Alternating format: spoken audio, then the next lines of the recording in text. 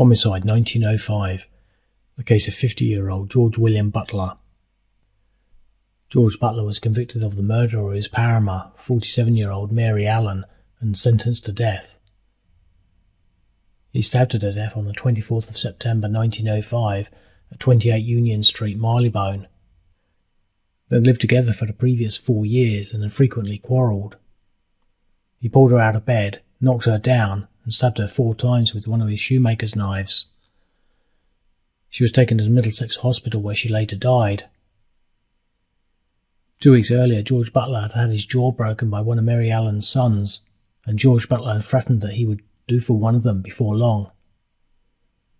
Early on the Sunday morning, the landlady heard screams of murder coming from their room, and then Mary Allen called out, "Come up, he is killing me this time." A dressmaker who had lived in the same building said that on Sunday, the 23rd of September 1905, she had gone into George Butler's room at about 10 p.m. for about 10 minutes, and said that George Butler and Mary Allen, who she referred to as Mrs. Butler, her son, and 3 or 4 other people were there.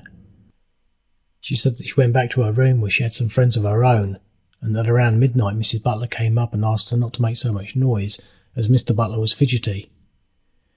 She said that her friends stayed, but later left at around 12:45 a.m, and her mother then went to bed, but she stayed up doing a few things for herself. She said then at around 2 a.m, she heard voices, as if quarrelling, apparently coming from the butler's room. She said that they sounded as though they were angry voices, but that she could not distinguish what they were saying. She said that she then went to sleep. She said that the next thing she heard was the scream of murder, and that the word was repeated several times, and then a bumping noise against the butler's door. She said that she then heard the landlady go up and say, "Butler, what did you do it for?" or words to that effect. She said that she didn't leave her room, but later saw Mary Allen through the window being taken away. The woman's father said that they occupied the top floor, which was on the 3rd floor, and that their living room was above George Butler's sitting room. He said that they had been in the house for about 5 months, and that he knew George Butler and Mary Allen. He said that occasionally George Butler and Mary Allen had quarrels, and that Mary Allen had come into their rooms for protection from George Butler twice, and on both occasions had remained in their rooms for the whole night. The father said that during the Saturday night Mrs. Butler came up and said, "Don't make a noise," and that his daughter had said, "We are not," and that Mrs. Butler had replied, "He would make me come up, he is so fidgety." He said that Mrs. Butler then went back downstairs, and said that she looked rather dazed and stupid, as if roused from sleep. He said that later some friends that had been with them left, and he went to bed.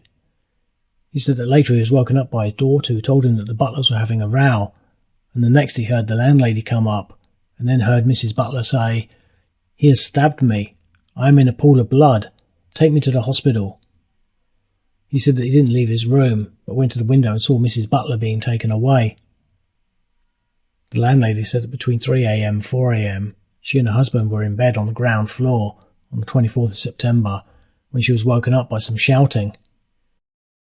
She said that she heard Mrs. Butler shout, "For God's sake, come up, he is killing me this time." She said that she got out of bed and went upstairs in her night apparel, and then went to the 2nd floor where Mrs. Butler lived, and pushed open the door, which was not locked, and saw Mrs. Butler sitting on a chair just inside to the left. She said that she said, "Good God, Butler, what is the matter?" and that Mrs. Butler had replied, "Oh, he has done me in this time." She said that she went nearer to Mrs. Butler and found that her foot was in a pool of blood which was on the floor. She said that she opened her nightdress and saw blood teeming down her body. She said that she also saw Mr. Butler, who was on the opposite side of the room, and that she asked him, "What did you do it for?" and that he replied, "I don't know." She said that she then got some sheets and wrapped them round Mrs. Butler and called for a lady visitor, and then went to the 1st floor window and blew a whistle, and 2 constables called out, "What do you want?" and that she said, "I want a cab, there is a woman bleeding to death." When the police arrived at 3:30 a.m, they found that Mary Allen had been stabbed in the breast and abdomen with a shoemaker's knife. She was sat on the chair, almost slipping off. They caught her and asked her what the matter was, and she looked across the room to George Butler and said, "He has stabbed me." The policeman said that he left Mary Allen in the care of a woman, and went up to George Butler and pushed him onto the bed and put his hands down his clothing to see if he could find any weapon, but did not. He then told him that he should take him into custody for stabbing Mary Allen, and George Butler replied, "All right, you know your business." Mary Allen was then taken to hospital. George Butler was charged with causing her bodily harm, but after Mary Allen died, he was charged with her murder. When he was initially charged with causing grievous bodily harm, George Butler said, "Her son broke my jaw." Whilst Mary Allen was in hospital, one of her sons went to see her and said that she said to him, "Look after the birds, and don't worry, I won't have anything to do with him when I come out. I will drive a beg or sell matches in the street." George Butler had been a bootmaker. He was executed at Pentonville prison on the morning of Tuesday the 7th of November 1905. It was said that as the hour approached for the execution, that he appeared to be overcome, and that a great contrition for the murder came over him. He said, "It is only right I should suffer the penalty."